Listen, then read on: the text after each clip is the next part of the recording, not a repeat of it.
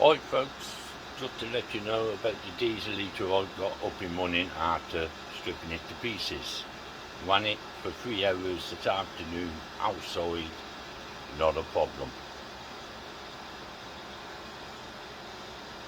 The one what's running at the moment is my new one. I'll swap over so you can see it. That's my new one. The old one is stood there for a spare. It works fine, not a problem. Everything works on it as it should. Well pleased. Well, it's only a short video. But this one's running on full chat because I'm due to turn it off to go to bed.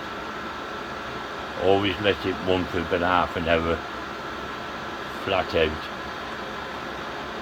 to clear out whatever's caught up during the day. It's been running on 3 most of the day, so I'm running it for half an hour to blow it all out. Start doing that on both of them these days, stop them blocking up. Well, that's all folks. That one's working fine now, not a problem. Catch you later. Ta-ra.